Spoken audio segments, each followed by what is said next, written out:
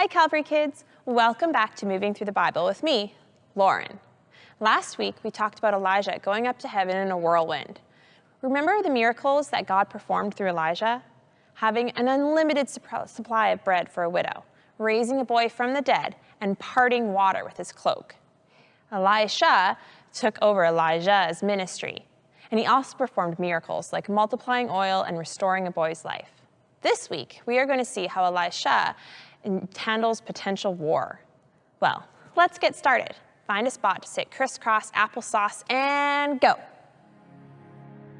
Great, let's find our telescopes. Are they here? No. What about over here?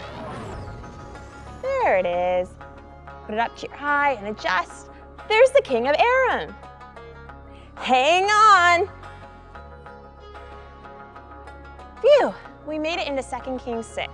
We are in a palace in Aram. We see the king of Aram looking really angry. We stand up. We clench our fists. He walks along the line of his soldiers. He lifts his legs up one at a time, almost to his fists. Keeping his legs straight as he walks, he says to his soldiers, lifting and lowering his arms, "How does Israel always know our battle plans? Are one of you warning them?" You see, Aram, a nation that does not worship God, was frequently at war with Israel. None of us, but Elijah, the prophet, keeps telling the king of Israel our plans. Let's get him. Oh no, we need to find Elijah. Come down onto your knees, then scoop your arms up, coming up high. Up and down, up and down. We pretend to be a bird so we can fly over to Elijah. Flap up and down, up and down, up and down. Here we are. We are in a small building in a city in Israel where we can see green grass and fields all around us. We see Elijah and a servant talking. Elijah is sitting down at a table. He takes a slow drink of water. He says, "I am so thankful for this place to hide from King Aram." The servant says, "But the city is surrounded by the Aram army." Elijah looks out the window. We make a window shape, and we look through it. The servant says, "What are we going to do?" Elijah pops his head in from the window, and he says, "Don't be afraid. Our army outnumbers their army." The servant looks really confused, and he looks out the window too. Then Elijah prays, "Lord, open my servant's eyes and let him see." The servant pops his head out the window again, but this time he sees the army of God covering the mountain.